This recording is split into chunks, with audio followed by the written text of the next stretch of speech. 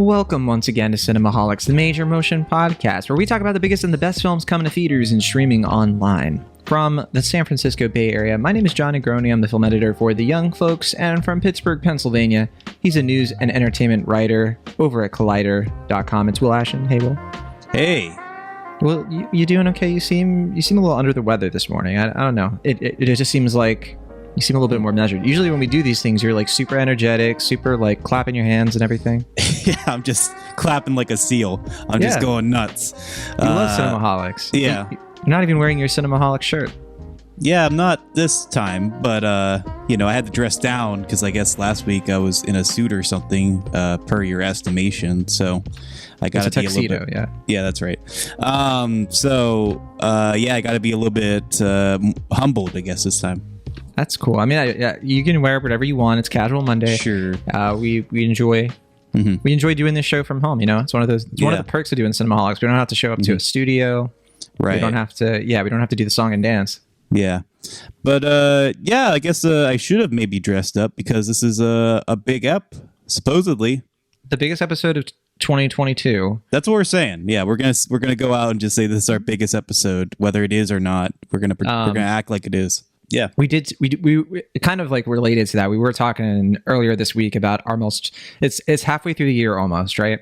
And our most popular episode of Cinemaholics so far, we were just kind of having a little bit of fun about that being Sing 2, which came out. I guess that came out tail end of December, and we released our episode on it like first week of January. Right, and that's our biggest episode of the year. Why do you think that is? Do you think it's because like nobody else wanted to talk about that? They didn't want to sing 2's praises. We didn't even praise the film that much, I guess. I mean, like, your other big film podcasts, insert big film podcast name here, whichever one someone wants to list. They're not likely to cover Sing 2. They're probably going to dismiss it as, whatever. Like, it's another Illumination movie. Whatever, we don't need to talk about it. It was a huge hit, but people weren't like talking about it. Right. Yeah. Well, at least not in our circles. But that was a big film. Like you said, like it took me like a week to see it. Not with no exaggeration, be like, I could not get a ticket to that film for a calendar week. It was the hottest ticket of 2021. I don't know. I mean, it was a tough film to see because the demand was high, at least in my area. So, it was a popular film, and everyone was just dying to hear my anecdote about meeting the writer-director of the film, Garth Jennings. So I think that's what it was. Yeah. Yeah. That was a big parable to insert into the show. That's where the word of mouth came from. Right. That's where the water cooler conversation came in. They're like, have you listened to their review of their review of Cinemaholics review of Sing 2? And they're like, oh no, I haven't got to it. It's like, well, you gotta drop what you're doing and listen to it. I don't care if you have kids this weekend and you're supposed to spend some quality time with them. You can tell your ex-wife, right? Like you got Cinemaholics to catch up on. I don't think we had as hard of a time getting into Jurassic World Dominion. We both had screenings for it, but it did make a bunch of money this weekend. That said, it didn't make so much money that people are saying like, oh, this is going to be the biggest. I think it fell short of Fallen Kingdom, the last Jurassic World film. Just a little bit. Fell short of Fallen Kingdom. Yeah, I didn't expect that. Yeah, I mean, look, Fallen Kingdom made a lot of money. Sure. Its opening weekend was, I think, like 148, 149 million domestically. Sure. And Jurassic World Dominions is like 143, 144. And like, I think Top Gun Maverick, I think that's going to be the number one film of the summer. I don't see, it's already at like 400 million. It's about to pass Doctor Strange if it hasn't already. And I don't know what other movie is going to catch up to it. This is amazing. Yeah, I mean, it has legs. That's the fun of the summer movie season. None of us had it that high, right? Like, I don't think you had it very high on your personal prediction. Yeah, I mean, I don't know if I ever actually did official list, but I think I had it like at 6 or maybe 7. I had it in 6 my is top where I had it. 10, but I don't think I had it in my top 5. Now, I know people who had it higher. Like, my wife actually did a list too. I don't know if I told you, but Melissa had it at number 3. And I think she and somebody else I know had it at number 3, the highest of anybody. And I'm like looking at that and just being like, what a profit, like that's way higher than anybody else. But yeah. Yeah. So we'll see though. We'll see. I just think Jurassic World Dominion is going to drop and drop and drop because the reviews aren't good. It's not a good positive film. And that's my review of the film. No, I mean it's not a great film. The reviews have not been kind to it. I haven't really seen a lot of enthusiasm from people in my personal life outside of film reviewing that have been eager or enthused to see it. Like they'll see it, but they're not like, oh yeah, I gotta see that new Jurassic World movie. They're like, well, I better see that. I've seen the other ones. You know, I got to see the dinosaurs on the big screen. Right. But it just doesn't seem like it's driving a lot of momentum. Whereas with Top Gun. I'm in the same boat because, like, I don't know anybody who has seen it and has loved it. Now, I'm sure they're out there. There's probably tons of people who are like, no, this movie's fantastic. I love it. But nobody I know is saying that. And that is a weird sign because I definitely... It was kind of the same thing with Fallen Kingdom, but I remember that first Jurassic World. People were like, "Oh my gosh, you know, it's so great! I got to see the dinosaurs. The park is open." Right. I mean, I don't know. Jurassic World is not a movie that I loved. We'll talk. I'm sure we're going to do our like rankings or whatever of the films in a little bit. But Jurassic World, not a movie I hate like some people do, but not a movie I love. But I remember going to the screening of that film very vividly because the movie's happening. You know, people are responding to it, but nothing seems out of the ordinary while the movie is happening. And the credits are rolling. I kind of casually turned to my friend who I went to screening with. And I was shrugging my shoulders like, yeah, I guess, that was all right, whatever. Credits, like the mid credits stop. There's like a lull, like a space, a pause in the room, whatever you want to call it. And then suddenly the room erupted in applause. Like the floor was shaking. That's how loud people. And this was just like a press. Like what? Nobody from the film or the cast or anything was in the room, but they were just like, clapping. They were loving it. So I was like, okay, this movie's gonna make like $1 billion. Like clearly people are back. They want the dinos on the big screen. They were enthused. But yeah, for some reason, Fallen Kingdom, not a film like I'm like championing of, but I would say it was like probably on par, if maybe a little bit better than Jurassic World. And I was like, yeah, whatever, kind of shrugged my shoulders again after that one. And I don't remember the audience response to the screening. So I guess that goes to show you that people just weren't really crazy about that film. And momentum has died not only for the Jurassic World sub-series, but just I think people have been reevaluating Jurassic World, kind of came back to where I was, where it's like, yeah, that wasn't really as great as we kind of made it out to be when it came out. But I think it was an event movie. I mean, we shouldn't undersell it at the time. It was a big event. I didn't see it at a press screening. I saw it live. I saw it with a crowd, and they were into it. I mean, I don't think I'm underselling. If anything, I'm saying exactly what you're saying. Like people were loving that movie when I saw it. I mean, I don't know. Again, I don't know. Like a standing ovation seems a little weird, but they weren't standing. That's what I'm saying. They were seated and erupting in applause. Like they were like, it takes. Yeah. I will say, like Force Awakens had a much bigger reaction. I remember that. Like I remember Force Awakens was like people in the audience were on cloud nine. Jurassic World, I just feel like people were having more of a casual blast. It was weird, but I did too. I remember watching it, and yeah, I was not super in love with that movie, just because, like, for example, like the kids and the divorce plot, and there's a lot of stuff in that movie where I was like, whatever. Like raptors for the military, which they kind of just really bring back in this one, but meta commentary about the franchise from Jake Johnson in the control room. That stuff was like the energy, the kind of mood that I was fine with, because I was like, yeah, just be silly and dumb. Like I remember hating Jake Johnson's character. I don't hate Jake Johnson. I mean, as an actor, I think he's fine. I thought his character was loathsome. I wanted a dinosaur to eat him. I feel like he definitely got worse than getting eaten by a dinosaur. He got rejected by Lauren Lapkus. Or whatever. I don't even remember. I just remember every time he was on screen, I was just like, shut up. Don't say a single thing. Jeez. Don't make another quip. That's I don't want to hear the kids in that movie. No disrespect to the actors, but I was okay with the younger kid. The older jaded teen, I was like, whatever. I don't like his enthusiasm for the film, or rather lack thereof, was kind of mirroring my response. Just like, whatever. We're seeing dinosaurs again. I guess that's cool. Whatever. But look, it was fun to see the actual park open. It was fun to see the dinosaurs kind of like unleashed on like a bunch of tourists. It was interesting. Now there were a couple moments like where the babysitter for some reason got like an extremely elaborate death scene. Right. That felt that very was strange. I remember even at the time I was like, this seems excessive. Like, yeah, there were all kinds of weird errors in that movie, right? Like there was the whole thing where Bryce Dallas Howard is like in heels the whole time. There's like the excessive product placement that was like sort of, it felt like they were trying to do a commentary but without earning it, I guess. Right. But then there were moments where like Jimmy Buffett has the margaritas in his hands. Well, that is the best scene in the movie. I don't know if you're saying that's a criticism. That's what I'm saying is like it's a memorable movie, right? Like it's so memorable. I just think there was so much about it that like stuck in my head. You say memorable, 7 years, but like tell me 3 things about Owen Grady's character. He is a Han Solo type. He is very sensitive with the raptors. He's sensitive to Blue. He's not sensitive. I thought he was pretty sensitive with all the raptors. Like you could tell that he really loves them, but like fears them. And there was something kind of interesting about that. And yeah, I think he was a kind of a fearless guy, you know, like he was willing to he was fearful and fearless at the same time. I do remember his whole relationship with Claire, the Bryce Dallas Howard thing. It was just so clearly doing the like Han Solo and Leia thing, but without any of the chemistry. So.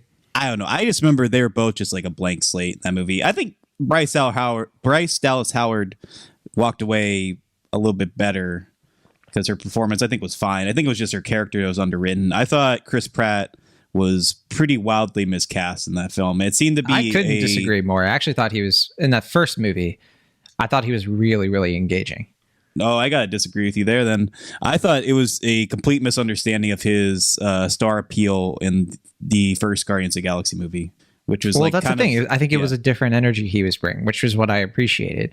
I was getting a little bit of that, like, ooh, we're gonna get Chris Pratt fatigue pretty soon, aren't we? I was definitely starting to feel that in 2015, which is kind of funny in retrospect. I guess. I mean, I don't even hate Chris Pratt. Like some people really hate Chris Pratt. I think he's, as an actor, I think he's. I got nothing against the guy. I think he's really good in the Guardians movies, and I think he's really good in the Lego movies, like as voice actor. Sure. I thought the backlash kind of came from Jurassic World because it seemed like he was miscast. It seemed like it wasn't really playing to his strengths as an actor.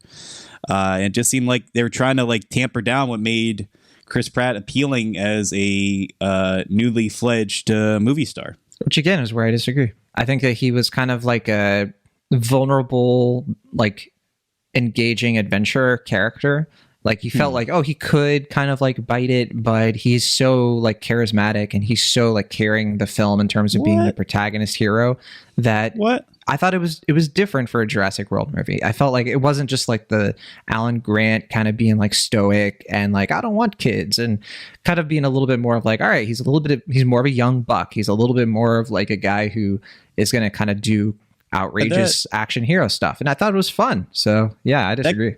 That goes against the Han Solo thing that you were trying to say before. Like Han Solo is kind of like the jaded, I'm not really about this. Well, the Han Jurassic Solo thing, World I was talking more about the relationship thing between him and Bryce Dallas Howard's character, not really the story arc or like the character arc. In terms of him being like a roguish type, that's kind of where that ends. I don't see what you see in Chris Pratt in that first movie, but I'm glad you got something out of it. I feel like a lot of people did, but that's the thing though. Once you get to Fallen Kingdom and then Dominion, it's just like the diminishing returns are real with the guy. I just think that they kind of just turn him into like a seasoned, like, that's when he starts to get more cynical. That's when he starts to get a little bit more, especially in Dominion, where he really stops being as fun. And that's the thing. It's like Jurassic World. It needs to be fun. Jurassic Park in general needs to be fun. I was looking at the box office too, and how they've like compared over the years, because I was like, well, the first Jurassic Park, I feel like that has probably made a ton of money because of all the re-releases and the fact that was like, one of the best blockbusters ever made. I saw that it made, if you count everything, over $1 billion, which a lot of that is 1993 money, or like, 2000 money, or all the different times it came out in theaters again, which is kind of just wild to me that first movie was so critically well received. I think it's genuinely one of the greatest blockbusters ever made. and it was super successful. And I just think in every category, I mean, I know it has its naysayers. Like there are some people who are a little like harsh on it, I guess. But I mean, that's the thing is like, can we ever expect another Jurassic Park? I don't think so. I don't have that expectation at all at this point. I'm well beyond expecting that. Yeah, I mean, that's the great irony about the Jurassic Park films is that like the whole thing about it is that you can't really play God. Like man can't like mess with nature. You know, like Frankenstein. Well, sure. That was Frankenstein. That was Michael Crichton's inspiration for the book. Sure. Yeah, I mean, like the Lost World, like this idea of like, you know, like kind of like an Arthur Doyle sort of thing. Like you can't mess with nature. You can't really, man can't impose its will onto something that should be natural and free. You know, nature needs to take its course. You know, we can't, you know, will something great into existence as man. You know, like a lot of these things are inherent to that first film. They're expanded upon not greatly in The Lost World, the sequel to Jurassic Park, which I don't know. Maybe you're super keen on Jurassic Park 2. I'm not sure, but I think that first movie is a 1 in a million success. Like you cannot recreate. Steven Spielberg could recreate. You could try to recreate that movie 100 times. I don't think he'd ever get to that level again. Like it's a miracle of a film. Like you said, one of the best blockbusters ever made. And the irony of it is that everyone keeps trying to recreate that success, and just they keep failing to either mediocre or less than mediocre results. Okay. Are we going to do a ranking here, including Dominion? I want to. Sure. Let's do it. I really want to. Okay. You want to start or do you want me to start?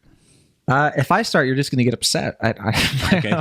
It depends on how you want to. Well, I mean, we both got Jurassic Park at number 1, right? I'd be shocked if you didn't. I actually, no, yeah, of course. Fallen Kingdom is. Let me. Okay. Do I like kind of go like back and forth, like I do 2, you do 2, or do you want to do it like you say your whole ranking, I say my whole ranking? I think let's do. I say my whole ranking, you do your whole ranking. Okay. Go ahead. Let's go for it. All right. At number 1, I've got the first Jurassic Park. Shocker. Easy. I think you do too. Sure.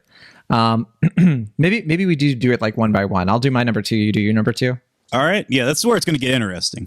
Sure. Yeah. All right. My number 2. Mm-hmm. Jurassic World Fallen Kingdom. What up? Okay. You look really upset. I've never seen so much fear in your eyes. No, I mean, I'm a little surprised. I thought you weren't as keen on Jurassic Park Fallen Kingdom. I liked it more than Jurassic World. Okay. I honestly cannot remember our review of that film. Like, I don't know what we said in that film or that review, but I thought you were like kind of so on it. Nah. All right. I respect it a lot more than I respect Jurassic World. I'll put it that way. I don't think it has that many flaws. I have issues with it out the wazoo, but I have issues with all these movies past the first one. But wait, what was your number 2? My number 2 is a film I also recently revisited, just to be sure, is Jurassic Park 3. Film? Okay, and here's my explanation. I think all of these other Jurassic Park movies have the fatal flaw of trying to recreate Steven Spielberg's magic, including Steven Spielberg with The Lost World: Jurassic Park. And I think you're just, like I said, you're never going to recreate that success. I think Joe Johnston was smart enough, or at least unpretentious enough, to just be like, look, we're not going to make Jurassic Park 3 here. It's kind of like Gary Marshall's character in BoJack Horseman, where he's just like, like we're not, when he takes over for making the Seabiscuit movie, it's like, we're not making Casablanca here. We're just having fun. So I think that movie respects that's like, rather than just recreate Jurassic Park a second time, let's just make like a knockoff blockbuster, basically. It's like a B movie that you see at the drive-in, have fun with your family. Like, we get the dinosaurs, you get what you want out of it. It's 90 minutes. You got William H. Macy here. You got Sam Neill back. What more do you really want? It's not a great film. It's got a lot of flaws, but I think it's very accessible. It's fun, popcorn film. I think it does what it needs to do. It's more agreeable and more passable than any of these other films, in my personal opinion.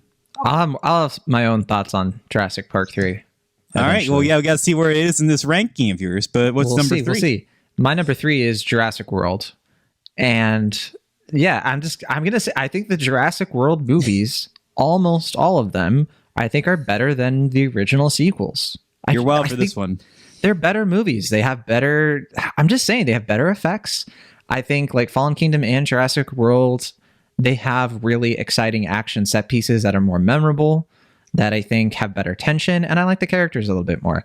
I think that I'll talk about Jurassic Park, The Lost World, and 3, but I just think those movies it's just hard. I don't have the nostalgia for them, honestly. I'll talk more about it, but we already talked about Jurassic World. I think it's a super flawed movie, but that was like watching it in the theater. I had way more fun. I had way more fun revisiting the film than I have any of the sequels. Whenever I watch the sequels, I'm just like, whatever. Like I can't force myself to care, because those are the movies that make me think of the first Jurassic Park more. The Jurassic World movies just feel like their own thing. So I'm a little bit less like, I mean, Jurassic World, there is a little bit of that because it's like, okay, we're going back, all the callbacks and everything. But at least the structure is a little bit different. I think that's the thing that I like about Fallen Kingdom more, is I think the structure is more interesting. I think that set piece with the volcano is way more like unbelievably like eye-catching. Like there's so many good moments in that. Whereas the other films, I don't know, there's after Jurassic World, or sorry, I should say before Jurassic World, I don't think it has that same appeal. But all right, yours? I'm gonna go for number 3. I'll say, and this is where we start splitting hairs. I'll be fair. I'll say Jurassic World: Fallen Kingdom. Okay. Kind of for the reason you're suggesting, but more that like I think all these other ones are fairly mediocre, but I think this one at least has a little bit more fun with playing with style. I still think that movie kind of feels like a hodgepodge of 2 different ideas they had for a sequel, which is like, yeah, Jurassic World explodes, the volcano is messing everything up. That's one idea. Haunted house thing and Josh Hammond's estate, the dinosaurs are running loose. It's like a horror movie. It's like they take 2 ideas and they kind of awkwardly gel them together. Right. With a really dumb like last 5 minutes. But I still think that one, stylistically it's a little bit more fun. Certainly I think the haunted house stuff, it's a little bit more engaging than some of the stuff in the later film, in the other films, I mean. And I think, like you said, the volcano exploding set piece is, it's kind of fun. Yeah. It's not great, but like seeing them, the ball kind of fleeing the dinosaurs and the volcano erupting, it's fine. I think people give that movie a hard time for reasons I don't fully understand compared to Jurassic World, which I think is like I think it was an expectations thing. I guess I don't know. I mean, like I said, I think my expectations were managed a little bit better, and I think getting rid of Colin Trevorrow was probably the best thing about that, at least from a directorial standpoint. J.B. Ono was just a great director for it. And with the exception being the clone thing. What in the world? Like, that was just like the dumbest. Anyway, we don't have to relitigate that yet, I guess. Sure. I don't really take issue with that one so much as when they're auctioning off the dinosaurs, and you got like literally the richest people in the planet, meeting up in this underground auction, people who are worth presumably billions of dollars, and they're like, all right, we're auctioning off a dinosaur for the first time ever. We're going to start the bid at 1 million, 2 million. All right, sold for $3 million. Like, you're telling me all these people they're going to stop the bid at like $3 or $4 million. They're going to go high. They're going to go $1 billion for a dinosaur. I thought you were going to be saying like, oh, they don't have as much security, or like you'd think that they'd be a little bit more scared, whatever. But I'll go with that for number 3. What's your number 4?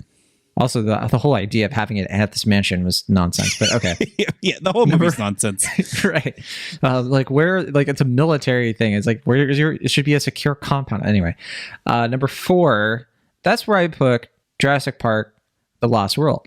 Because I think of all of look, Lost World, I watched that and I think you mean The Lost World: Jurassic Park. I don't care. Look, The Lost World was the first Jurassic Park movie I saw in a theater. I was too young to watch the original. I was just like a little kid, so like they didn't take me to see dinosaurs munching on people. But by the time Lost World came out, I was a little bit older, and I was in the theater, and that was like one of the first big budget live action blockbusters I ever saw in theaters. And the nostalgia was real. Like I just felt so like I felt like a big kid, and especially when we get to San Diego in that movie. I remember revisiting Lost World years later, and I had forgotten like all the other good stuff that happens before that, like the raptors and like with the high grass and like chasing through all the people. I remember the whole thing with like the bus or RV that's like hanging off the cliff. Like there are really good moments in that. I think there are times when Lost World is like an evolution of the first Jurassic Park. If it wasn't so slavish to the same formula of Jurassic Park, and if it didn't have such an undercooked, like the dinosaurs, the T-Rexes let loose in San Diego moment, I'd say this is better than the Jurassic World movies. But I every time I've rewatched it since, I get less and less out of it. So yeah, it's with a heavy heart that I have to say Lost World it just doesn't quite, I don't think it quite works. Like it's kind of like Fallen Kingdom in that respect, where I feel like it all just doesn't really go together as well. I don't like Vince Vaughn in the movie, and I think that Jeff Goldblum, they try to like elevate him to being the main character, and I get it. Like I don't dislike it, but I don't know. There was something I think that was just really missing in Lost World. That's when I know the Jurassic World movies get knocked for this, and rightfully so. It felt a little forced. I mean, they literally forced the book, to be written so it could have a sequel. And that's the thing that I put these Jurassic World movies. It's like, yeah, they're forcing more movies out of it, but it just felt a little bit less like desperate, I guess. It felt a little bit more of like, all right, let's lean into the skid and have more fun. Whereas like Lost World and 3 to an extent are like, let's really only just focus on all the horror stuff, which I think is a fun aspect of Jurassic Park. But I think there are other things about Jurassic Park that make it interesting beyond, oh no, dinosaurs. I think there's other stuff like the intrigue and the whole, like the thought experiments, the Frankenstein stuff that, yeah, I think that should be more pronounced. But, Lost World, what are you going to do? That's my number 4. What was your number 4? This is where it gets tricky. Like I said, I'm really splitting hairs with these other ones. Like it's just kind of like minor details that I elevate or devalue a film for. It's a toss up at this point between The Lost World, Jurassic Park, and Jurassic World. I think I'm going to give a slight edge to Jurassic World for some of the reasons you detailed. I think both Jurassic World and The Lost World, Jurassic Park are fairly cynical films. I think they're both movies that are trying to chase the high of the first movie without really maximizing what makes that first movie so great, which is that sense of wonder and mixed with that sense of like terror that the dinosaurs create. But I think of the two, I think Jurassic World has more genuine moments of awe and wonder with the dinosaurs. Like I think it seems to understand a little bit better than The Lost World of like why the dinosaurs are kind of precious. I think it captures some of that highs in the first half, at least, of like we're finally seeing dinosaurs again on the big screen. The special effects are updated.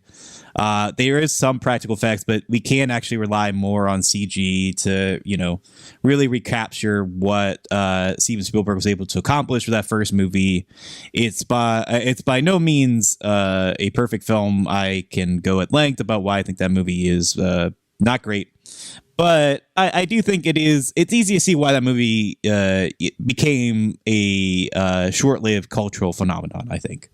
So I'll give it the slight edge and put it in my number 4 spot. So then that means your next one would be Lost World, which is so interesting because our rankings are basically the same, except that you have 3 at number 2. But if you didn't, we have it in the same successive order: Jurassic World, Fallen Kingdom, Jurassic World, Lost World. That's actually but very surprising to me. But I think our reasoning is a little bit different. I guess it really just comes down to that appreciation that I guess have slightly for Jurassic Park 3, which I guess you just don't have at all based on your ranking of it. Let me say my number 5, Jurassic World Dominion. And okay. Jurassic World Dominion is not the worst of these movies. I actually think pretty far from it. And I think 3 is the worst. Now you got to explain yourself with this. You got to explain yourself. I'm sorry. You got to explain how you're going to put Jurassic World Dominion.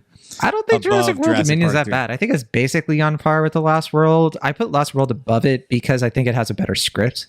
We'll talk about Jurassic World Dominion. I want to hear why you're so harsh on this Jurassic Park 3. That's where you got to explain yourself. I just think so I saw Jurassic Park 3 in theaters as well. I saw it in Puerto Rico. It was one of the many summers where I was, over with my grandparents and all that. And I remember watching that movie twice, once in Spanish, once in English. And I liked it better in Spanish because I didn't have to like listen to the actual like voices being delivering the dialogue. At least when it was in Spanish, it was like similarly cartoonish. I mean, Jurassic Park 3 is a movie where literally the dude is like a raptor being like, Alan, like it's so dumb. Alan. It's so dumb. I hate it so much. I hate the whole subplot with the raptor eggs. I hate the whole thing where they're in like the bird cage and they're just jumping around stupidly. It's just the same thing over and over again. There's no verve to this movie. It is only a B movie survival horror. And I get it to some people that's the appeal. But to me, that is so basic. I'm bored when I watch that movie. I'm so bored. I think the opening to Lost World is so much better that it's the best comparison of like the little girl on the island and the dinosaurs come up and it freaks you out. Whereas in Jurassic Park 3, it's like they're just parasailing and just kind of disappears. Like there's just so much with this movie that I think is like the least interesting aspects of the last 2 Jurassic Park movies. Whereas like at least in Dominion, we get new stuff in here. I think Dominion has some really good action set pieces, especially like in the middle sections. And I don't hate Dominion nearly as much as other critics. In fact, I think critics are really just wilding out on hating this movie, like over hating it a bit. Like people are going to say what they say, but Jurassic World Dominion is not that bad. It's a passable, average to below average, B-rate blockbuster with some exciting dinosaur stuff. And I think people just want to hate it, and power to them, I guess. But 3, I think, is worth hating because that movie was just such a slog. I'm sorry, William H. Macy trying to make the whole thing about the fishing, that's just dumb. But you have it as number 2, and yeah, I mean, I think it's the breeziest of the Jurassic Park sequels. It's 90 minutes. It goes by pretty quick. You don't have to spend too much of your day to watch it. The only thing I like about it is the thing with the phone.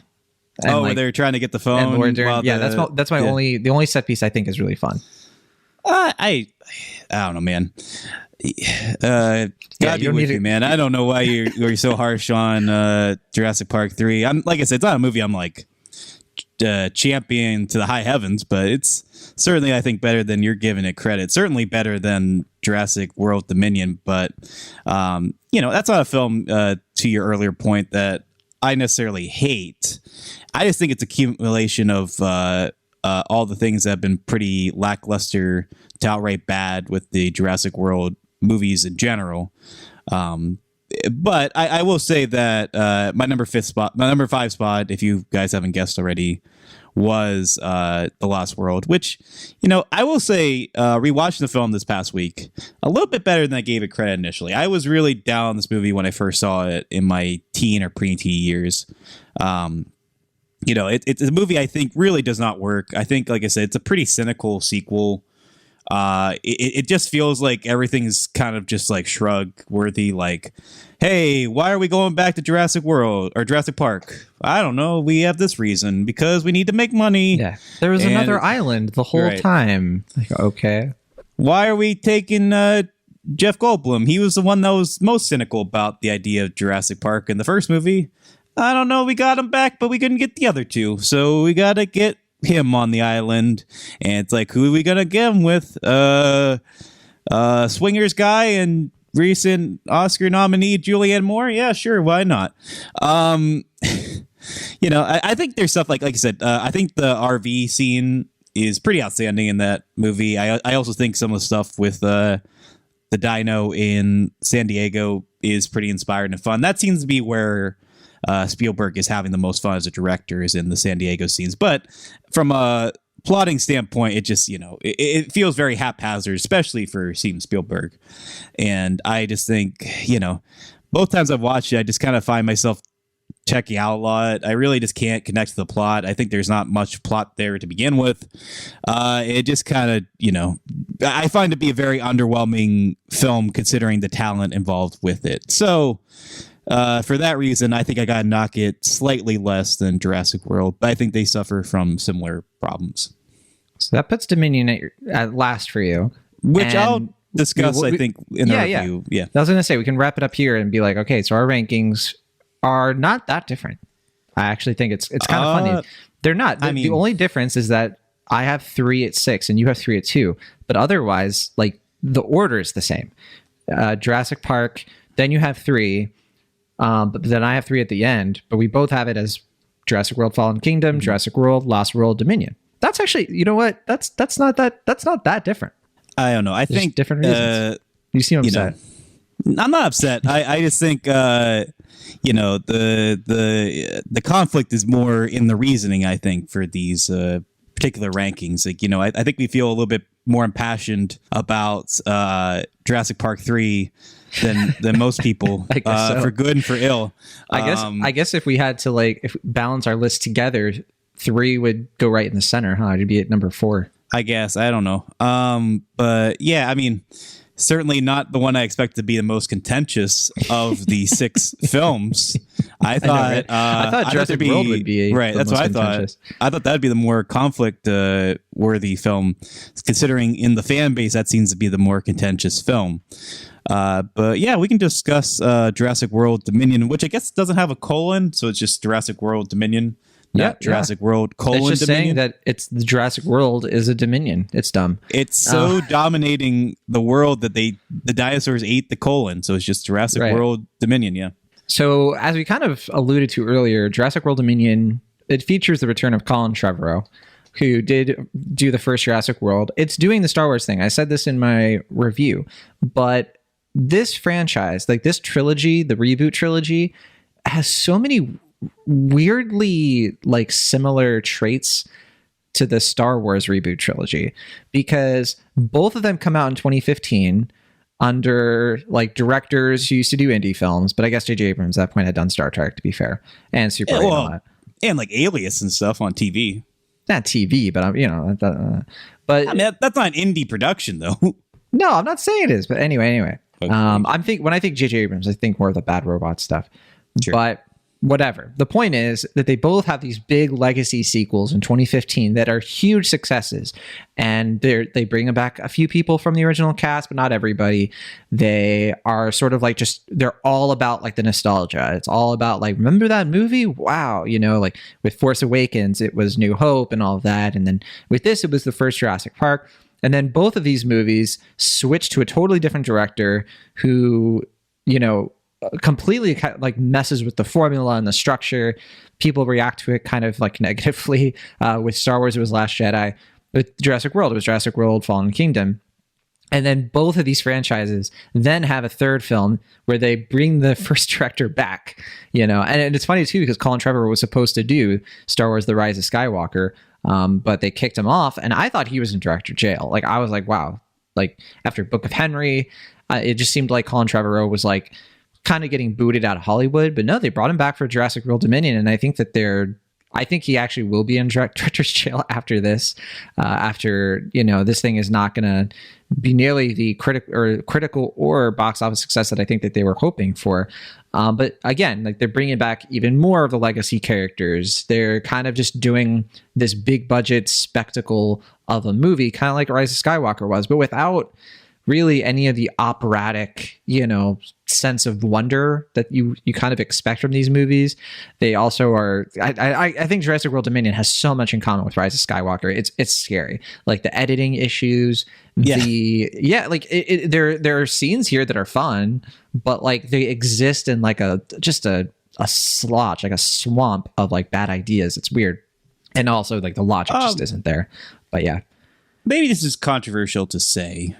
And I think I was more negative on Rise of Skywalker than you were, but I think this movie is not quite as bad as the Rise of Skywalker. I think they're about the same. But yeah, that's because like you're saying, I didn't hate Rise of Skywalker. I mean, I think that it's just it's a sad moment in Star Wars history, but so is this Jurassic World movie, I guess. I think Rise of Skywalker is a far more frantic film than this one. This movie just seems kind of defeated from the start. Rise of Skywalker is a film that's frantically trying to justify itself and to try to rewrite the things that were actually interesting and compelling about Last Jedi. And I think that's a big difference, that Rise of Skywalker is coming at us as this conclusive chapter after Last Jedi, which at least in our respective opinions was a good, thoughtful, meaty, revitalizing of this franchise.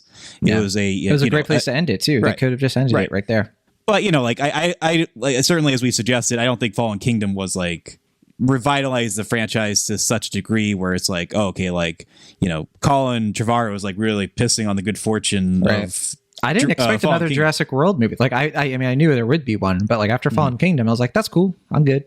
No, I mean, I figured they would wrap it up in some fashion or another to make it a trilogy. But I mean, I wasn't shocked when Colin Trevorrow came back. I mean, I think for better or for worse, unless he like really crafts a bed, personally or professionally at some point, I think the goodwill of Jurassic World, at least from a box office standpoint, will probably carry him over until, make like an indie at some point, or maybe he'll just like direct a lot of TV from this point forward. I don't know, but I don't think his career is going to be dead in the water per se. As a blockbuster filmmaker, I think so. Maybe so. I don't know. I mean, the sad fact of the matter is that a lot of mediocre white directors get more chances than other people in Hollywood, no matter how many times they mess up. But I think maybe producers would be a little bit more cautious about giving their $100+ million project to Colin Trevorrow. I would be in their situation after his last few films, but we have seen a winding down, haven't we, of these big franchise studio producers hiring indie directors. It used to be like really, really common. I mean, Rian Johnson for Last Jedi, and then Colin Trevorrow, before he did this, he'd only done Safety Not Guaranteed. It was way more common back then, and I just feel like it doesn't happen nearly as often now. And I mean, I think something that gets kind of underwritten about Colin Trevorrow's hiring is that Steven Spielberg was the one that got him that job. Like, he was vouching for him. He was like, he should direct this movie and all that, at least according to like the reports. It wasn't like Universal was just like, yay, there you go. Why don't you try this? Like, I wonder if they tried. Do you think they tried to get Spielberg to do this movie? I would be shocked. I mean, he's executive producer. I think I'm going to say, I don't even think he may have even seen these movies. I don't even think he's like really that into it. Like, I'd be genuinely curious to know what he thinks about. You're right. He did ask Trevorrow to do the movie, but it is just interesting to me that they didn't try to push Spielberg to end the franchise. Like, I mean, they couldn't even get Spielberg to direct the last Indiana Jones movie. Like, he's making The Fabelmans. Like, he's pretty clearly like... Yeah, I get it. I don't think Ready Player One did kind of burn him, didn't it? Well, not so much that. I just think like... I just don't think he has much interest in either Indiana Jones or Jurassic Park. I think just blockbusters in general, it just seems like. Sure. It just seems like he doesn't like making those movies as much as he used to. He wants to make things like Fabelmans, yeah. Bridge of Spies, like those kinds of... Right. I think he has more fun doing that now in his older age.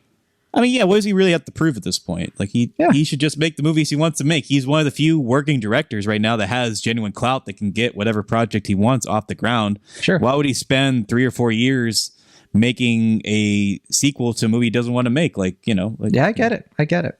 But yeah, I guess there just is that sort of like the storytelling, the narrative would be really great for Universal, but clearly, yeah, that's not how things worked out.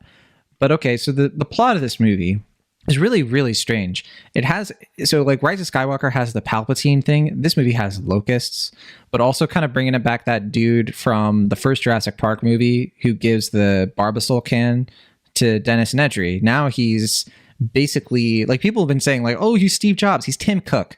People do not understand the difference between Steve Jobs and Tim Cook, and it's very strange to me. No. I think we agree about that. Where we sort of disagree is I think there's a little bit of Elon Musk in there too. But you in the performance, yeah, because he behaves a bit like Elon Musk, but he's styled visually as Tim Cook, and also like that whole compound looks exactly like the Apple spaceship campus. I work for Apple, so like disclosure there. Yeah. Yeah, you took personal offense to it. I did. I was like, oh my gosh, like what the heck? Also, they're based. They say that Biosyn is based in Cupertino, which is where Apple is. But anyway, sure. I mean, I thought you went a little far when you were saying that he had some good ideas and that what he was doing was kind of noble and all that. I thought that was a little much, but I mean, wait, what? I was just joking, man. I was gonna say, I was like, wow, I don't remember saying that. What the heck? I was just joking. But yeah, no. So Jurassic World Dominion is, like I said, it has some weird stuff in it. The whole idea is like after Fallen Kingdom, the dinosaurs get let loose by Maisie Lockwood, played by Isabel Sermon, who is a clone. And sure, there's something in this movie about that. And there's a whole plot where basically this Biosyn Corporation has like created these locusts. and it's like, okay, and then the locusts are destroying things, and it has nothing to do with dinosaurs, but it kind of does, because the dinosaurs are cloning. Wait, so the locusts are clones, but they're not. It makes no sense. John, it is dumb as a bag of rocks. Will. John, don't even try to make. This is a losing battle. I'm not even gonna try and make any sense of this movie, because I don't even think Colin Trevorrow and whoever the other screenwriters were could reasonably sit down and give you an explanation that makes any sort of sense about this movie. It's such a weird error to me, because it's like, why can't they be dinosaur locusts, like, or do some kind of like dinosaur? Well, why are there locusts at all? Why? I guess, yeah. Like, here's the thing. I mean, we have to get Laura Dern and Sam Neill back into the movie, and that's their way in, is through there's this plague, and they're trying to call back to the plagues of Moses, and you're wrinkling your brow and rubbing your forehead in consternation. Yeah. Okay. Here's the thing. I kind of already said this in a way before, but the end of Jurassic World Fallen Kingdom does a really dumb thing where the clone lets the dinosaurs free, and now the world is truly a Jurassic World. The dinosaurs have roamed the earth. It's a dumb premise, but it is also kind of enticing when you see the end of that film. Like, okay, like, now what happens? Like, the world is overrun with dinosaurs. Humans have to coexist. We spend most of the movie in another compound with dinosaurs in it, and it has nothing labs, to do. And all this. And it's like, why bother? In the jungle? You have a dumb but interesting premise where humans have to commingle with dinosaurs. And we get some of it. Like, a little bit, but nothing that has to do with the main plot. That's like the weird thing about this movie. Like, that's, yeah. Like, dinosaurs are just incidental to this world now. I mean, I get, like, okay, you need to bring the original cast back, but you can do that with the core premise. It's just that the world's overrun with dinosaurs. The only three people who a few of the only three people who have successfully lived and escape the presence of dinosaurs are, the original three characters from the first movie. So they have the know-how, and they're forced into the situation because they can't, like, hide from dinosaurs. They exist all over the place now. So, I mean, that makes sense. And that gives you an avenue to bring back, I don't know, Julianne Moore, Vince Vaughn, William H. Macy, T. Leone. I mean, it makes sense from that perspective. It just seems like the movie just doesn't care about that. Like, it seems like Colin Trevorrow, like, even though he wrote the script for the last one, just like, yeah, that doesn't really interest me. Let's talk about the locusts. And, it's like, I don't care about the locusts. I want to know about what happens when I'm trying to catch a bus and a dinosaur's running at me. That's exactly it. I mean, the story. So Colin Trevorrow did the story with Derek Connolly. The screenplay is by Trevorrow and Emily Carmichael. So, we can't escape Colin Trevorrow's fingerprints on this, because Emily Carmichael is, like, also best known probably for her short films, and I think also co-wrote the screenplay, and I hope I'm not getting this wrong, but I think the Pacific Rim sequel was, like, her last co-write, but I could be wrong about that. So that's it. I just don't see how the studio can be like, well, it's not Trevorrow's fault. I feel like it is, like, it has to be. Now, here's the thing. When this movie does have those moments where it's like, okay, we have dinosaurs kind of, like, running around in the world. There's some stuff where, like, a brontosaurus is, like, walking and, like, interrupting a train, and, the people in the world are, like, now just kind of, like, watching and being like, I don't know what to do with this information. Like, those are the moments where I think the movie's kind of interesting. There's a whole middle section in this movie where they're in, I think it's Malta, and there's, like, a dinosaur black market, and we have just dinosaurs, like, illegal dinosaurs, like, running around, and it's kind of like, it's like a Jason Bourne movie at one point, and that stuff I was like, this is cool, I like this, sure. And then they're like, well, okay, now we have to go to another version of Jurassic Park, and I was just like, no, thank you. Like, no. Why does that have to be like that? It, to me, is what makes this worse than most of the other Jurassic Park movies. Is, like, compared to Fallen Kingdom in the first Jurassic World, it's just falling back on, like, a replication of a replication. It's stupid. Terrible idea. I mean, did you see that short film they made a few years ago, Battle at, what's it called? Battle at Big Rock? Was that the last thing Carmichael did?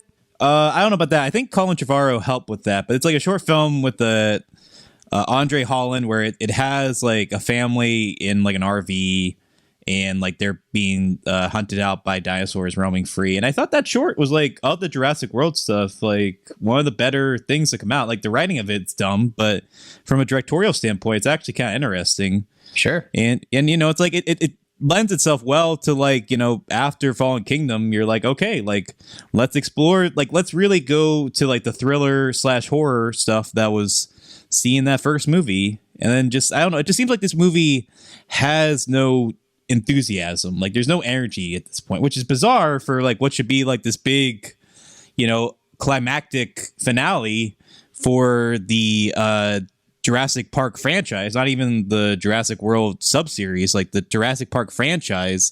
It just seems like it's kind of going back to the Lost World thing where everyone's just sort of just like shrugging their shoulders and being like, yeah, like, I guess this is what we're going to do because we got to do it.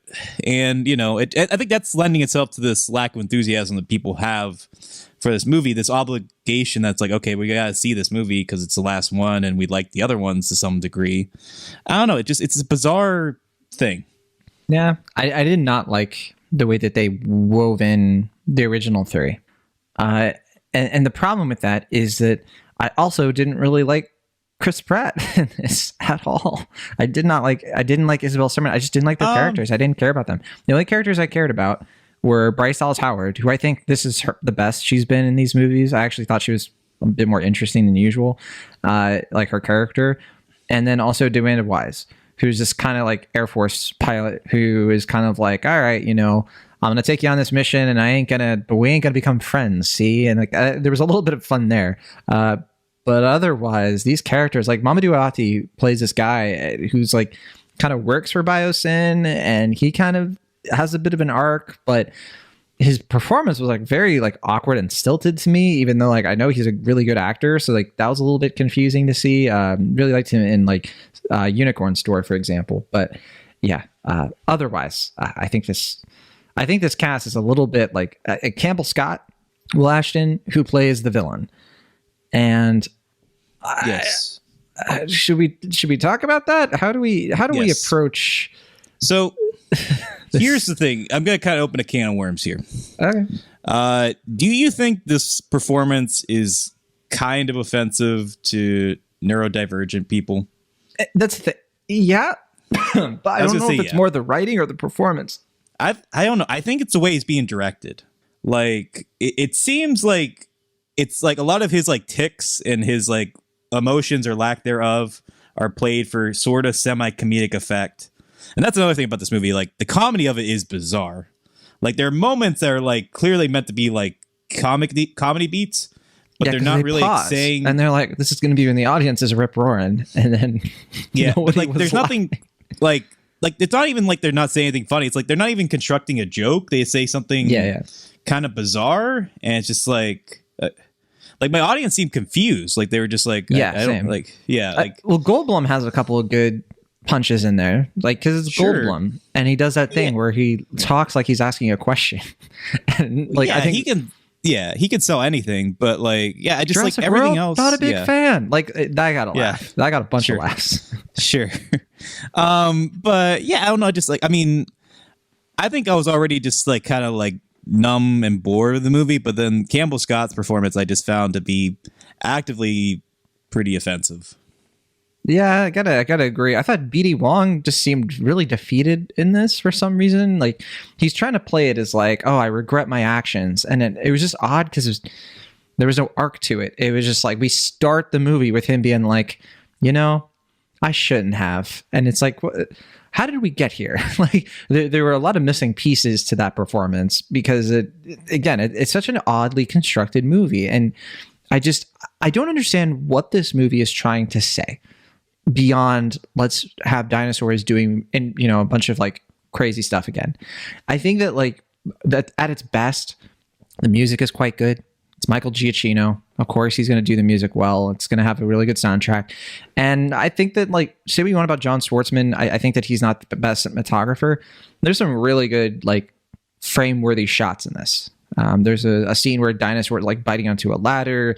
There's the kind of poster scene with Bryce Dallas Howard and the green swampy stuff, the moss kind of thing, the moss covered thing. Yeah.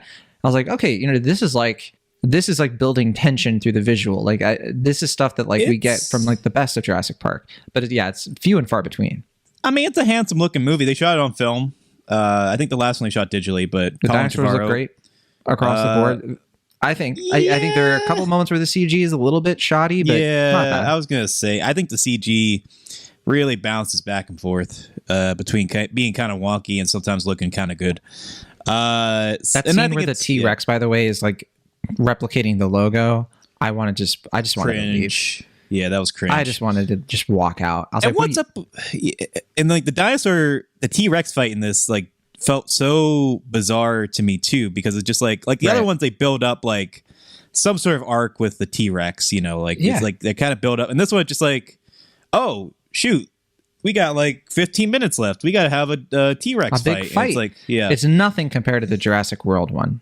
Nothing. Like the Jurassic World one is awesome. Yeah, because they set it up. This one they don't set up. Also, it's just like and it's also an interesting dynamic between the dinosaurs fighting each other. And this one, it's like they have to say it out loud. This is the biggest dinosaur. Okay, it doesn't look like the biggest dinosaur we've seen. Like, okay. And then also, they both want to be apex predators. Okay, sure. Who cares? Yeah. They also cut out from the trailer. Well, it's probably the best line in this, where Jeff Goldblum was just like, bigger. Why must they always be bigger? Which is actually kind of a funny line. I thought I heard that line. Or maybe I don't know. I think they did say the line. I think that was one of the parts where your eyes glazed over.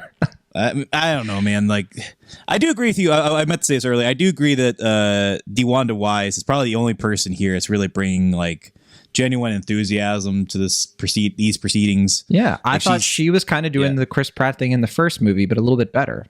But I think we disagree on the Chris Pratt thing. Again, I don't really understand what you're talking about with Chris Pratt in that first movie. I actually think, to another one of your earlier points, I actually think Chris Pratt's character, Owen Grady, a character we all know and love, I guess for you, unironically. I think he's more sympathetic in this than he is in the other ones, because he actually has like the paternal he's just trying to be a dad. With Blue and the daughter. Yeah. But here is where that's the thing though. Here's where my issue with this movie is. I think that like with all of the characters, except for DeWanda Wise, they all like they don't have character arcs. They don't go through any change. Of course they don't have any sort of like conflict. There's no sort of like debate or any sort of, because like that's what Jurassic World and Jurassic Fallen Kingdom had. They had like these characters having beliefs in the beginning of the movie and then having to like, this movie is just more of like, okay, we're static characters and we have to go somewhere. We got to do the thing. We got to get out of there. And that is what I hated about Jurassic Park 3 too. It was just sort of like, at least Jurassic Park 3 though had the whole idea of like Alan Grant reliving his trauma and having to get over it. There was a little bit of something there. Which that I'm glad you brought that up, because I think this is a clear example of how Jurassic Park 3 is much better. Well, not much better. A little bit better than this movie. No, I can't go that far. Okay.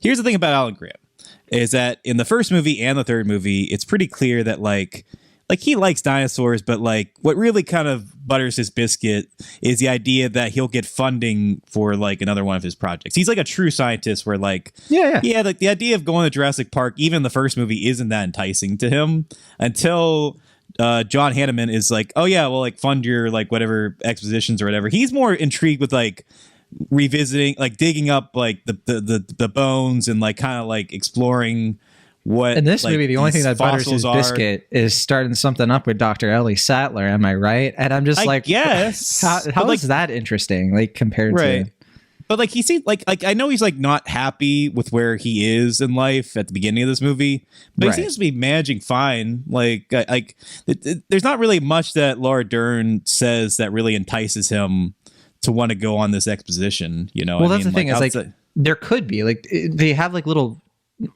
small inklings of, he has gone through the sort of the good life, that the life that he chose, which was not having kids, not getting married, but like focusing on his research. And now it's doing the Toy Story 4 thing a bit, right? Where it's like, okay, now he's in a new stage of his life where he can go off and have a new adventure, the adventure that spooked him when he was younger with the dinosaurs, but now he's willing to do it because the woman he's loved all along is there. But it's such an undercooked plot. Like, it's so small, it's so tiny and little, and it doesn't affect anything, and it's just there to make you be like, I remember that, I remember him, I remember her, and that's it. Yeah, I absolutely agree. The only thing that I think semi justifies is that there is something about Sam O'Neill, or is it just Sam Neill? Sam Neill. I think Sam Neill. I always put O'Neill. I turn him not even trying to hide the New Zealand accent at this point too, by the way. Yeah. Oh yeah, no, I was gonna say that too. Yeah, he just like there are several points where I'm just like they should have just let him have it, and he'd be Alan like, Grant. "Oh, sorry, I was in." No, yeah. Oh, sorry, I was in New Zealand for so long, and I can't. I'm going through a phase. yeah, exactly.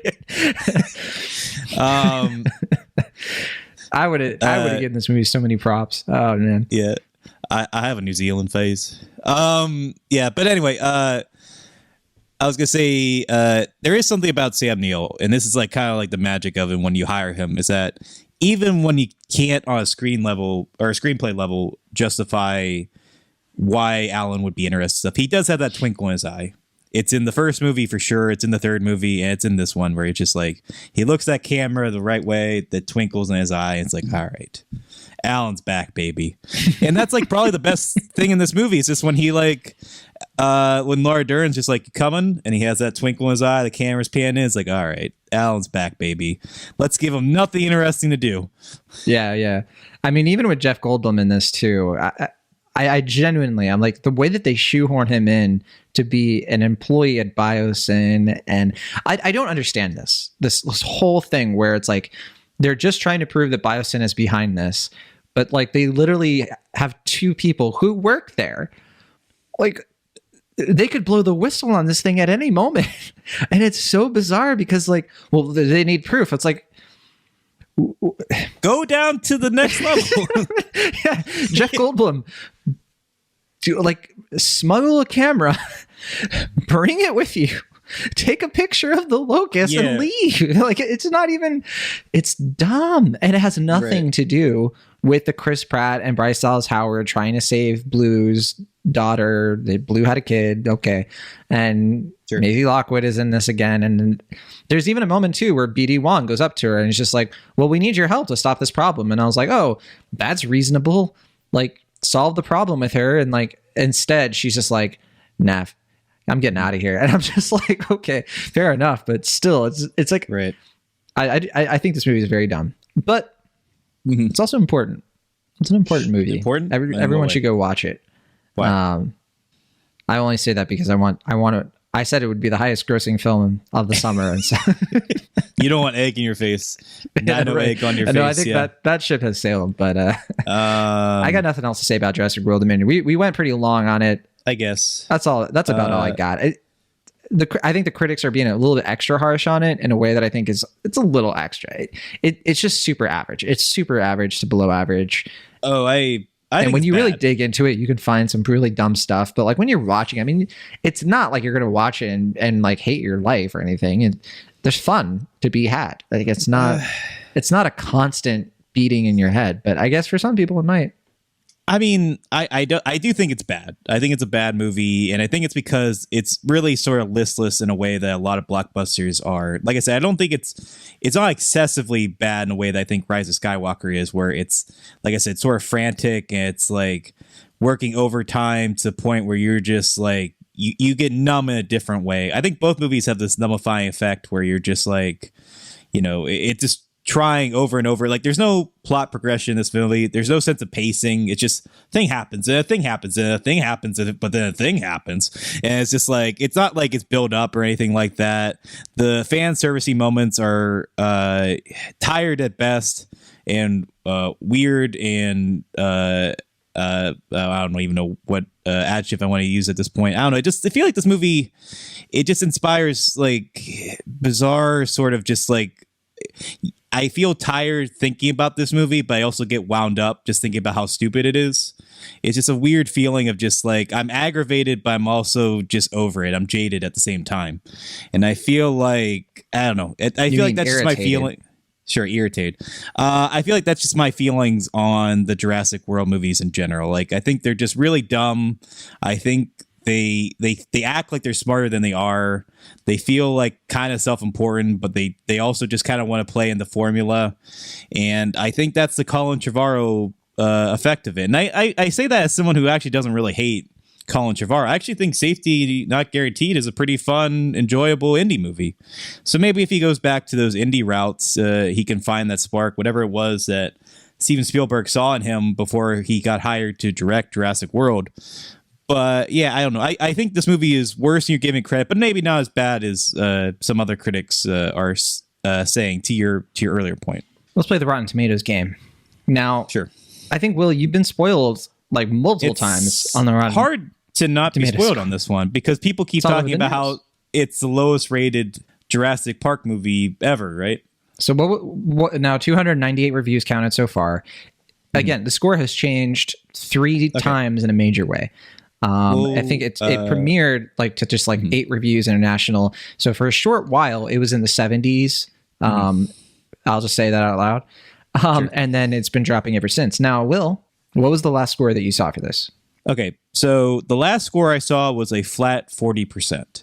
Is it gone up or down since then? That's your guess. We'll start, like, try to guess the number, and I'll tell you if you're too low, too high. I was going to say, why don't you just tell me if it's higher or lower than 40, and then I can guess if it's higher or lower. I'm doing it. Okay, fine. What I heard was that...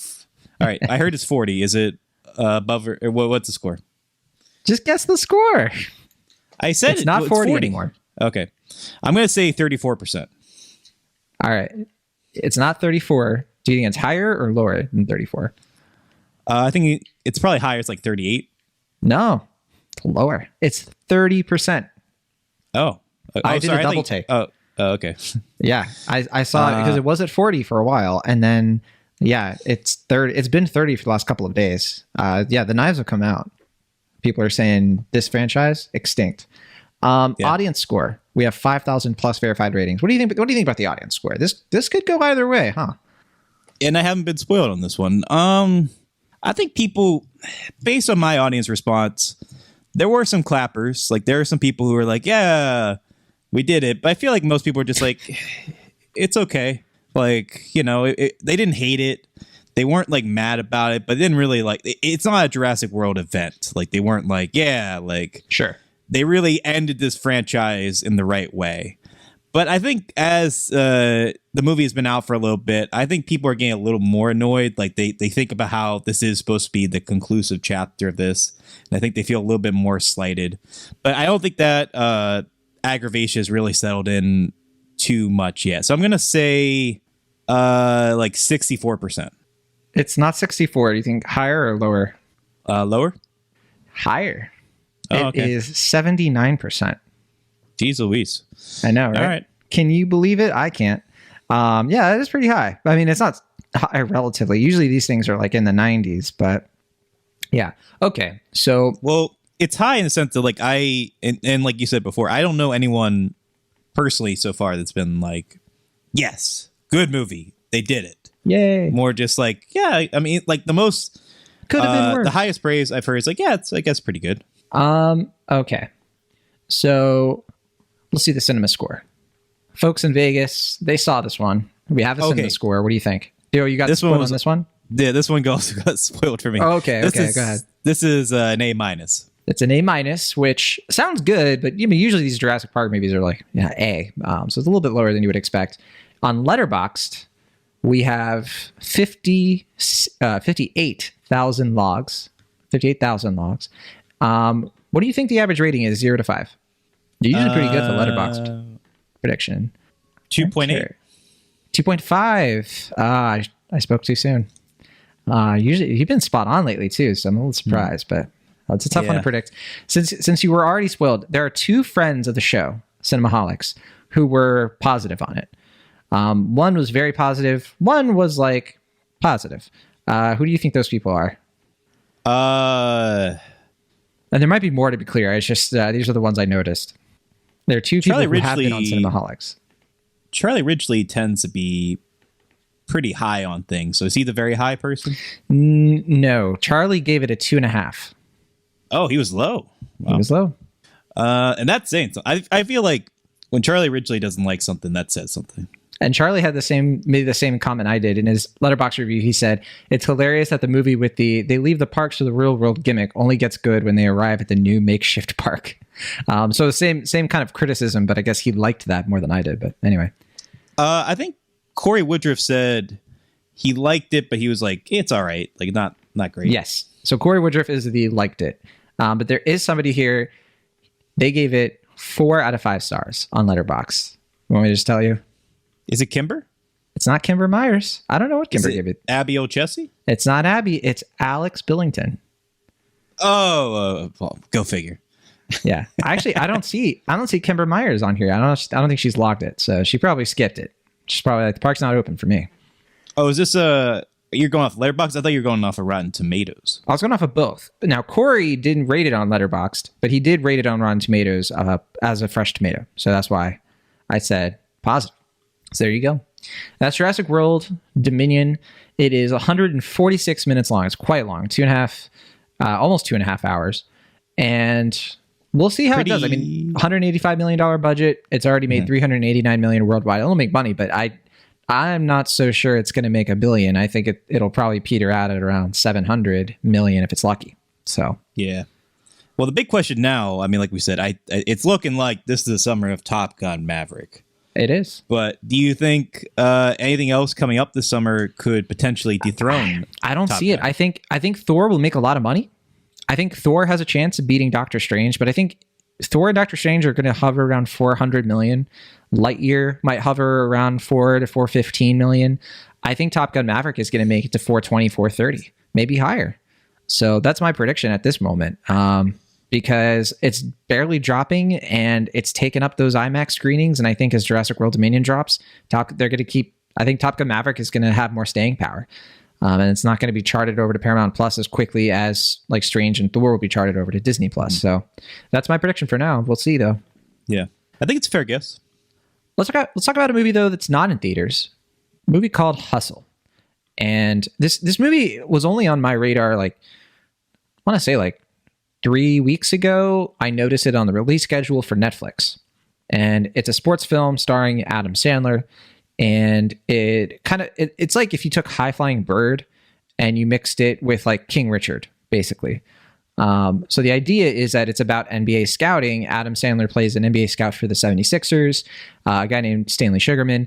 This is a fictional story, but it's kind of it's like an amalgamation of real stories, is my understanding, like the different scouting stories where he finds somebody who in Spain, a very talented player who just has never been discovered, played a guy named Bo Cruz, played by Huacho Hanana Gomez. And he tries to like train him up so that he can get drafted for the NBA. It's a very simple story. It has villains, it has heroes. Ben Foster plays like the co-owner of the 76ers. Robert Duvall has a kind of a short stint in this. We have like LeBron James in here at some point. I think he produced the film as well. It's his company Spring Hill, I want to say. And wait, is LeBron in the film? I think I thought he had a cameo. Maybe I'm thinking of Shaquille and a few. A bunch Shaquille of basketball players get cameos. Maybe LeBron didn't get a cameo, and I just missed. I don't remember LeBron in the film unless I missed it. I might just be. I did fold laundry while I watched this movie. LeBron did get a name drop. Yes, but I don't think he got. I don't think he's more than in one, the actually. Film. Heidi Gardner is in the film, and yeah. Sorry, go ahead. Well, I was just gonna say like he got like a big name, like something I'm pretty sure as a producer he was like you know, like they could have just said like I don't care if Michael Jordan's on the field, like, but it's like what if he said what if LeBron was on the field?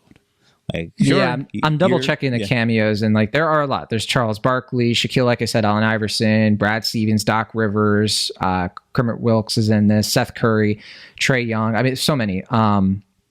But we also have Queen Latifah, who plays Adam Sandler's character's wife, and Heidi Gardner, as I mentioned. So big cast. This is like a kind of a stereotypical sports movie. Sorry, what? I was gonna say I think Kermit Wilson is not a real basketball player, but he's played by a real basketball player, yes. Anthony Edwards. Anthony Edwards, excuse me. Yeah. Which, because obviously they would not do that kind of character assassination on Anthony Edwards. I was going to say, I don't know if you agree with this or not. Anthony Edwards is actually really good in this movie. Yeah.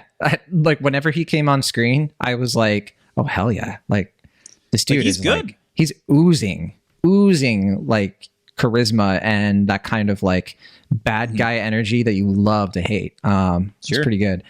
Good performance. Yeah, very good performance. This is on Netflix. It's the #1 movie on Netflix right now. Will, what did you think of it? What did you, not The Hustle, but Hustle? And they don't play The Hustle once, but that's probably for the best. Solid flick. I can't believe it's Happy Madison too, as one of the production companies. It's not a Happy Madison movie. So, yeah, because like, we're kind of like mid to late tier Sandler at this point. And I think, for a good chunk of his career, there is this, mentality where it's like he does his Happy Madison movies. Everyone has an idea of what a Happy Madison movie is. And then he kind of sometimes will go off and work with like a Paul Thomas Anderson or a Judd Apatow, or more recently, someone like Noah Baumbach or the Safdie brothers, and he makes his more art-driven films, something more character-based, something that critically is a little bit easier to appreciate. And then he'd go back and make like Grown Ups 2 or whatever. And, he would bounce between the two. But now he's at a point where he's kind of like blending the two sensibilities a little bit more. And that's where Hustle kind of comes into the factor, where it's like I said, it is a Happy Madison movie, but there is a little bit more craft put into it. Like the cinematography is very nice. The director of this made a pretty well-claimed indie film called We the Animals, which I never saw, but I remember a lot of people really liked it. Mm-hmm. The director here is Jeremiah Zager. And the screenplay is by Taylor Materne and Will Fetters. I'm not familiar with them. I haven't seen We the Animals. I'm not familiar with their work before this. Yeah, I know it's another sort of like father drama, and this isn't like a father dramedy per se, but it has like a father figure very clearly, something they lay pretty bare throughout the proceedings. So I mean, it's clear that Sandler, I think he's at a point now where like, Netflix will cash the checks, like as long as people keep watching, murder mystery or what have you. He's pretty safely in that wheelhouse, and now he's kind of pushed it out a little bit more, it seems, to doing stuff that's a little bit, a little artier, I guess, for a lack of a better word. Something that, has a little bit more depth to it. Something that's not just like the stereotype of his, where he's like, I'm going on a fancy vacation to Hawaii, or I'm going, to Africa, like he did with Blended. It's like, I'm going to do something that's, I'm on a vacation in Pennsylvania. Yeah, I'm going to Philly. They do have cheesesteaks. They do. But yeah, I don't know. I mean, I think for that reason, people maybe are estimating this a little bit too high, because it follows a fairly, familiar story, sports movie formula. Like there's not a lot of surprises to this. Like you said, it's the type of film that, like, similar to other Netflix movies, you can kind of tune in and out and you'll get the plot. Like you don't need to pay super close attention to know what's going to happen or, what's going to follow. But I mean, it is a pretty sturdy film. Like I think Sandler has, he's bringing a little bit more of like a world weariness to it, but he has those moments of passion that you expect from Sandler that really stand out here. I also think he's more reserved here in a way that I find really refreshing. And like I said, I think the supporting performances stand out too. I mean, certainly we pointed out Anthony Edwards, but our like second lead here, I'm not too familiar with. Is he actually a basketball player or is he an actor? I'm not too familiar with him. I'll double check that. I think that he is an actual basketball player. He's a professional basketball player for the Utah Jazz. I thought I recognized him. Solid too. I mean, I think most of there are a lot of basketball players in this movie, as the end credits highlight. And I think, it's a credit to the direction that, they're for the most part fairly well woven into the film without, it standing out too much. I think it's a solid film. It's the type of film I wish I had maybe a little bit more to say about, because I think it kind of just does its job and then that's the end of it. But I think it's a solid little flick. So I looked into it a little bit more, and I don't follow NBA very closely, To be clear, I like the NBA quite a bit, but I don't know all the players super well. But it looks like he was on the let me start. He was on the Spain team in 2012 to 2016. Then he went to the Denver Nuggets. Then he went to the Timberwolves. Then he went to the Boston Celtics last year. So I think when this movie was being made, he was still part of the Celtics. And then he went to Spurs. Then he went to Utah Jazz. So he gets traded a lot, it looks like. Yeah, he's a very talented basketball player by all accounts. So yeah, I think I'm with you there. I've seen some people be a little over the moon for this movie. I won't name this person by name, but I saw somebody basically say that this Adam Sandler performance is better than Will Smith's performance in King Richard. And I gotta say, this is not a great Adam Sandler performance. I think this is a satisfactory. It's Adam Sandler. Par. He's kind of just playing not himself, but like he's not really doing anything. Like it's not Uncut Gems. It's not where he's really tapping into a character who is just like really like outside of his own sort of like baked marketed persona, if that makes sense. You disagree? No, I mean, I think for me, what I find fascinating is the choices he makes. Like, I think it is a very, it's more of a thoughtful performance. I think you're giving it credit. I think it's thoughtful at times, but I don't think it's like a very measured, very like, I don't know. I think that he's kind of just being himself, which is nice because I like Adam Sandler as himself, but it's not, I think, like a performance that's like awards worthy, if that makes sense. No, I wouldn't say it's awards worthy, but I think, like I said, it's blending the two sensibilities. It's a little bit more casual. Like he doesn't have to like really get intensive with it in a way that he does with something like Meyerowitz Stories or Punch Drunk Love or, like you said, Uncut Gems. But I think there's a lot of thought that goes into this characterization in a way that like something like Just Go With It, where he's just kind of just like shrugging his shoulders and just kind of, doing what's expected of him. And, I think the best comparison I guess I can give for something like this is something like The Wedding Singer, where like that's another Happy Madison production. Sure. And it does what you expect, but there's like clear craft that went into it. Like certainly from like a period piece standpoint, in that case, like, the sets are quite lovely. I think there is like a lot of good care that goes into that film, but it also plays into like some of the Happy Madison beats that you want from an Adam Sandler film. And I think this is maybe it has its foot a little bit seat more in the drama than the comedy in this case, but I think it's a happy medium of the two, and I think his performance reflects that. I think this is a crowd pleaser in a good way, and it passes, I think, the fundamental rule of sports movies. Every sport movie, it should be appealing and a good watch, even if you don't like the sport, because you don't have to like the sport for it to be a good movie. To have a good time at the movie. I've watched plenty of movies about baseball. I'm not a big fan of baseball, but there are great movies about baseball, right? And that's what it all comes down to, is like if it can capture those people and it can make them appreciate the sport a little bit more, but either way, still, engaging with the film on its level. And it's more about the characters, loving the sport than you having to love the sport to like it. And I think that's what it comes down to. And it doesn't have a huge barrier to entry. And I could see a lot of like younger people enjoying this because, like teenagers watching this and like getting into basketball more because it's a nice little gateway into that world. So, and I really always enjoy, kind of like in the Moneyball aspect, like examining the modern ways that professional sports, like sports on that high level, are so business oriented. They're so meticulous and they're about numbers and they're cutthroat, and it can be really cynical, but it's not cynical in a preachy way. It's just sort of it's matter of fact about it. It's like, yeah, this is where the NBA is at right now.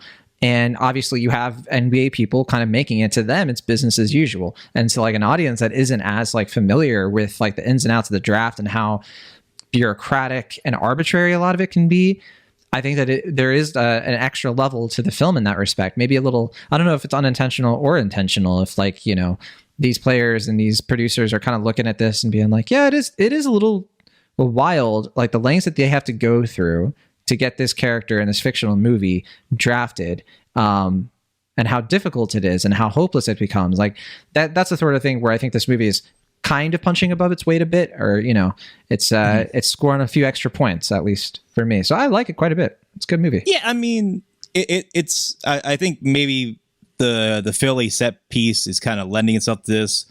It's kind of it's making a basketball movie in the vein of like a boxing film, which is pretty fast. I mean, it makes that pretty apparent with like the Rocky callbacks and lots of Rocky callbacks in this. But I think that's an interesting approach. Like, it's this idea of like basketball is inherently more of a team sport, but in this case, it's like the process of training someone to be NBA level is like a boxing level feat, where you kind of have to have that stamina, that mindset.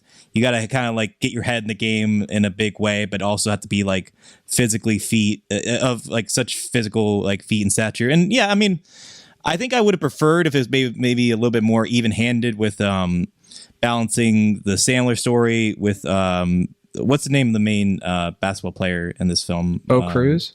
Bo Cruz, that's right. Cruise Control. Or was it Cruise Mission? Cruise Missile. Cruise Missile, that's right. And I do think, to this movie's credit, it's not a very creative movie, and I think it kind of operates on that Cruise Missile like energy throughout.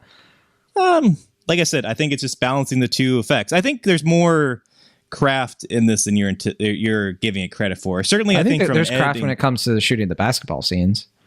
Sure. Yeah, I mean, from a cinematography standpoint, like I said, I think there is. But also, I think from an editing standpoint, I think it's pretty well-cut movie, including, in my opinion, fairly delightful, though it may be tiresome for other people, sports montage midway through, where it's just like, let's see how long we can get this going for, even to the point where like it ends, basically, and you're just kind of like, all right, that was a pretty good sport montage. Like, why are you saying past tense? Like, what? It's like, we're still going. Like, and it just goes back up again. I think that moment I thought was pretty delightful. I don't know how you felt about it. I mean, I honestly, I can always go for a good training montage or sports montage, whatever you like. And that's what these movies are built for. And I think that they can get away with them a lot easier than other films can. So yeah, I mean, I gotta say, I think this is like in the B territory for sure. You know, it's kind of a mid-range movie, but that's not a bad thing. I think that it's certainly like, there's a reason it's the number one movie on Netflix. I mean, it's a slam dunk for the Netflix audience. It just is. Like, it's like you said, it's casual, it's approachable. Adam Sandler is very charismatic and dynamic in the movie. I think that people are really going to love this Bo Cruz character because he's complicated and the performance is good, and they're going to love to hate what Anthony Edwards is doing here. I think it was David Sims who said that now there's two great actors named Anthony Edwards, which I thought was pretty funny. That was a good line, yeah. Yeah. No, I think this is just a good watch. Very good movie to get into. So that's about all I got on it. Very good. Yeah, I think it's a solid little flick. I think some of the stuff with his home with Sandler's home life can be a little perfunctory, especially when you have like someone like Queen Latifah. Yeah, it's no Spanglish. Sure, I don't know where you land on Spanglish, but that's another film, I guess, though, of his that's kind of like trying to blend the sensibilities. I haven't seen that movie in probably a decade and a half, so I don't remember if I was same. I kind of don't want to say either way because I don't really. I'd have to rewatch that one, huh? I was gonna say because I feel like people have really stronger than I would anticipate opinions about Spanglish. Really? Yeah. Okay. No, I know some people. Yeah. I don't know. Like I said, I watched that at like my grandparents' house during like a down period. That was just one of those movies I saw. I was like, yeah, I think that was all right. Yeah. You know, I have no strong opinions, but some people do, so I don't know. But yeah, I think this is worth a watch. There you go. Let's play the Rotten Tomatoes game then. Sure. Let's see what the critics have to say. So we have 105 reviews counted. What do you think it has on the tomato meter? 79%. Nope. Is it higher or lower? It's probably higher. Okay. One more guess. 85%. Still higher. 91%. Oh, okay. Yeah, I was like, oh man, how much higher will you go? I just wanted to find out. Yeah, 91%. Critics are taking one look at this and they're like, layup. Okay. Sure. Audience score. We have fewer than 50 verified ratings. This one's a little touchier. I don't know if this is going to be as consolidated, I guess, or as easy to trust. But what do you think? Yeah, I mean, it's hard to say because if someone, certainly like a Sandler fan, is expecting this to be more of a comedy, they might be underwhelmed. I think there's funny stuff in this, but it's not an outrageous movie or anything. The comedy is a little bit more natural, conversational, I guess. I'm gonna say I think most people, but like I said, people like sports movies. It's easy to get into them. So I'm gonna say 82%. Nope. Higher or lower? Lower. Higher. 92%. Oh, okay. Higher than the critics. Yeah, I guess. Will Ashton, you do not have your finger on the pulse for Hustle, but maybe you'll have better luck in Letterboxd. How about that? Okay. So we have 39,000 logs on Letterboxd. Kind of wild. Jurassic Park has 58. This has 39. Not that far apart, but okay. Well, it's more accessible on Netflix. Exactly. All right, 0 to 5. And this also, I think this came out before Jurassic World Dominion. Yeah, a few days before, at least. Yeah. Okay, so average rating 0 to 5. What do you think? 3.4. Higher or lower? Probably slightly higher. Yeah, it is slightly higher. 3.6. Oh, that was my second guess. Oh, yeah, sure it was. Now, this one Charlie originally did like. He gave it 4 stars. How about that? Yeah, it makes sense. Yeah, very Charlie movie. I bet like Corey Woodruff is like rewatching it as we speak. I don't know if we're allowed to say this or not, but speaking of father figures, we found out Charlie's going to be a dad soon. Which I feel like that's his news to tell, Will Ashton. You can cut that out if you don't want to. I'm keeping it in. I'm going to tell him what you did. Okay. I mean, I apologize, Charlie, for listening. If I he posted it on social media. I think I was going to say that's what I thought. But I bet he wants to sell the listeners. He probably had an opening joke. He probably was going to do a whole thing about it. But it's fine. It's fine. Well, it's one of the things where, I mean, if you post something like that only on Facebook, I'm like, okay, that's private. That's for your friends Twitter. and family. That's but when you want Twitter. the strangers That's to know. the world. You want everyone to know. He was. Sure. I mean, he made a literal blockbuster announcement. So like, you can. Yeah. If you're curious what we mean by that, you can check out his Twitter. Follow him on Twitter. Follow everybody on Twitter that we've talked about. Yeah. Follow you. Follow me. I guess David Sims if you want. Might as well. You get. You might even get a viral tweet or two from me one of these days. Who knows? You're riding high on that. Your Pinocchio tweet. Where is it at now? 68,000 likes. Let me check. Your biggest tweet of all time. Everybody's quite proud of you. Say again? I said quite easily my highest tweet of all time. Yeah, 68,000 likes. It's getting close to a certain number. Yeah, it's a great tweet. If your listeners, if you're like, well, what could it possibly be? It's making fun of Pinocchio. So that's all we'll tell you for now. But all right, so that's all we got time for today. Obviously, plenty of other movies coming out. We'll be talking about Lightyear on the next episode of the show, and it may be a few other things that we can fit them in. We'll see what happens. But Lightyear. Yeah, what else going to be seeing that on Wednesday? Yeah, let's see. So I know. Yeah, we're both seeing that on Wednesday. I think. Good Luck to You, Leo Grande is coming out on Hulu this week. Oh, already? I thought it was a little bit later in the summer. That sounds good. Isn't that the 17th? Is that Friday, I don't remember, so I'll take your word for it. Yeah, I think so. I mean, maybe I'm wrong. I think that's coming out, so I'm sure we'll talk about that. I think you saw that Sundance. Yeah, good movie. I'm excited to see it. I missed that one. Yeah. I'm looking forward to you checking it out. I think it'll be an interesting watch, and. Yeah, I'm so curious about Lightyear. I genuinely, like, we're both going to be seeing it around the same time.